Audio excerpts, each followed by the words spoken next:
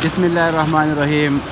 السلام علیکم کتونکو، امید لرم ښه وئ، ټیک ټاک به یئ. د مازدیګر ټیم دی او زه راغلی یم د سیند غاړې ته.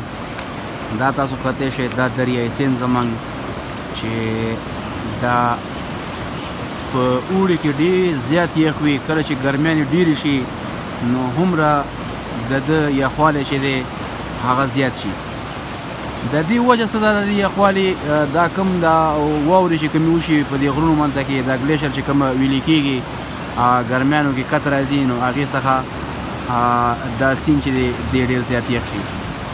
دا خالصه د مازدیګر ټیم دی او زه د سیند په غاړه منځ کې ناست یم او ډېر ښایسته هواګانې دي او زه ډېر ښه محسوسوم. دا مخامخ کلی دی، د تختې کلی ورته وي، دا ضلع شنګله ده پورې، او زه چې ناست یم دا ډسټرکټ بډګرام دی. نو کتونکو دومره به ووایم چې ښایست چې دی دا پاکستان له چې کوم ښایست الله ورکړی دی دا یې د دنیا بل هېڅ چرته او چا له هم نه دی ورکړی.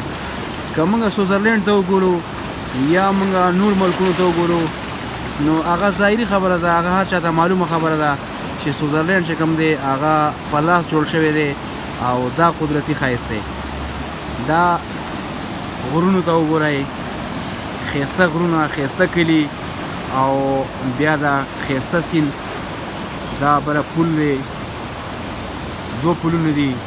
دا یو پاکستان جوړ کړی دی او دا پورې پل چې دی دا چاینا جوړ کړی دی په 1978 کې.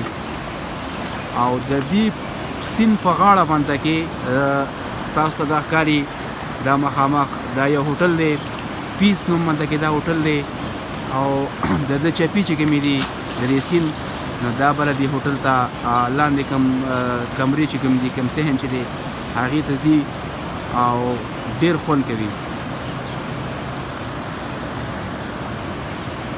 دا د سیند غاړه ده، دا زما یو ملګری دی، کلیوال مې دی، ورور مې دی، افتخار نوم مې دی.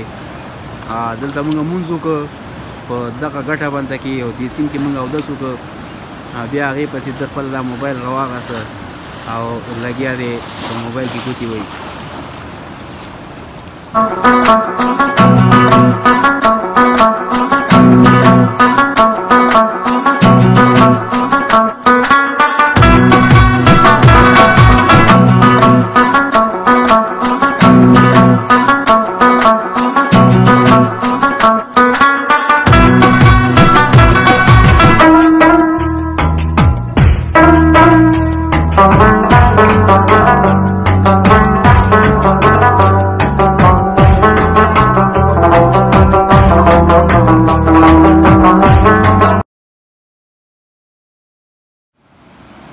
دا کتی شئ دا ګټ دی او هغې کې داسې یو ځای جوړ شوی دی چې د لاندې نه کومې اوبه راځي چپاو راوړي دې دغه ته بره راخیږي او دې کې پاتې کېږي. او ما دغه ځای باندې کې اودس وکړو کوم ځای کې چې دا ډونګالی جوړ شوی دی د اوبو.